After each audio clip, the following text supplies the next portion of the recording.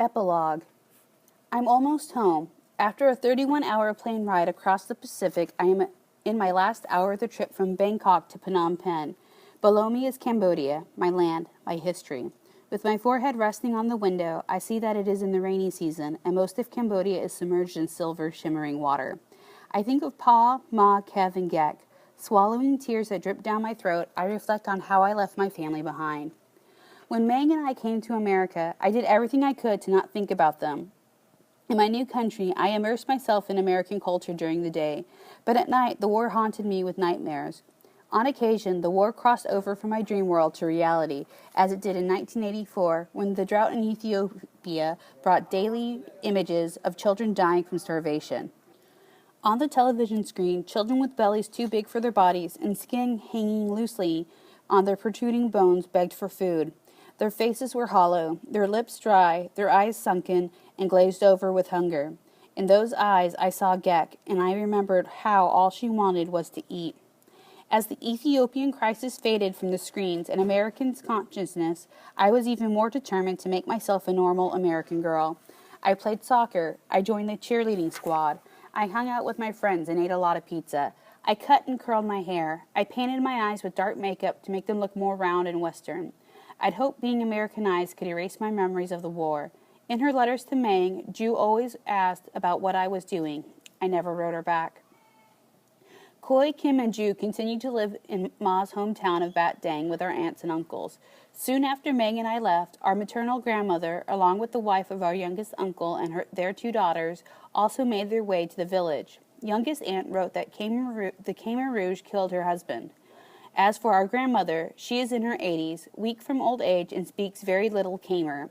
When asked about what she saw, grandmother's wrinkled eyes well up and tears flow down her cheeks. Shaking her head, her small hand wipes her eyes and rubs her chest above her heart. When she turned 18, Ju married a man in the village and later bore 5 children. Together they opened a small stand in front of their house selling bamboo containers and brown sugar. Koi, with his salary as the village police chief, supports his wife and 6 children. In Bat Dang, a community of almost 100 Ungs grew out of the ashes of the war. In 1988, hoping to join us in America, Kim made his way to a Thai refugee camp. There he stayed in hiding for a few weeks, surviving on the money that Mang sent him. On the other side of the world, in Vermont, Mang hurriedly filled out the family reunification papers to bring Kim to the States.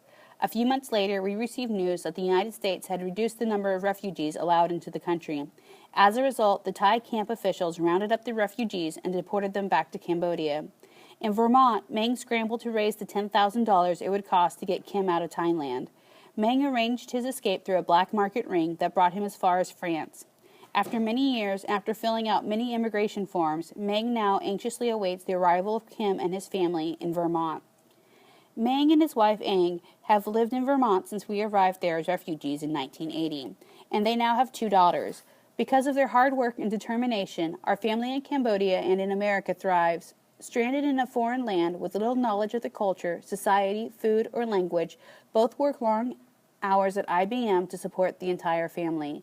Though Mang has kept the family in Cambodia and here afloat for many years, he still harbors deep sadness that he did not succeed in bringing over our entire family. With current politics and immigration laws, the chance that our family will ever be reunited is very slim. As for me, I lived for 15 years isolated and sheltered from the continuing war in Cambodia.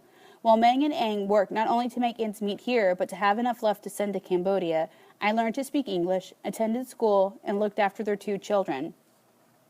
Eventually, I earned an undergraduate degree in political science and went to work for a domestic violence shelter in Maine.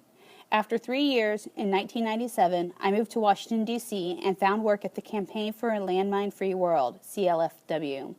Now, as the spokesperson for CLFW, I travel extensively across the United States and overseas, spreading the message about landmines and what it is like in Cambodia.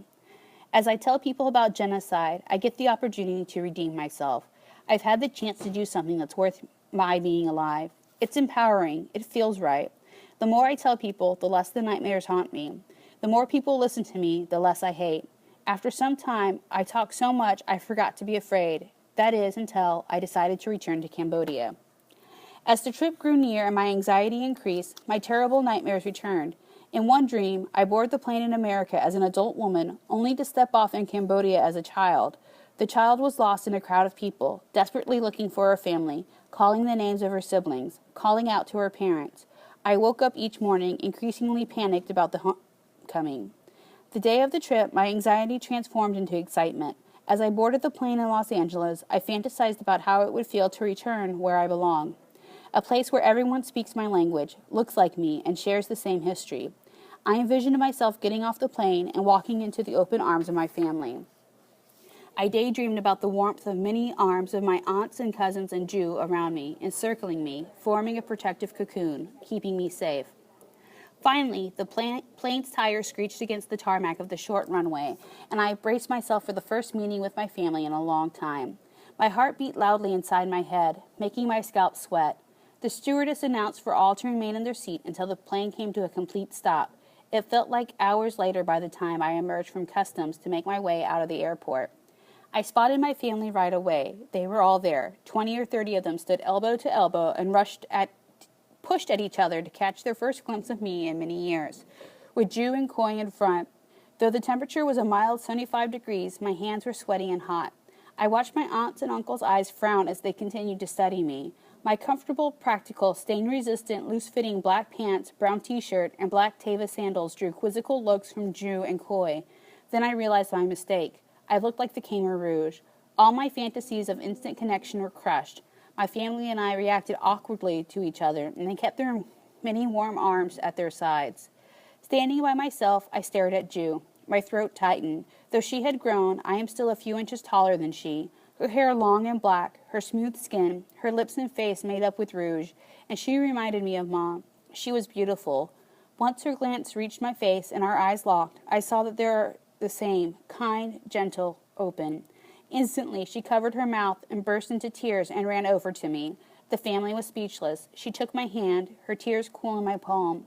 Our fingers clasped around each other naturally, as if the chain was never broken, and I allowed Jew to lead me to the car while the cousins followed with my bags.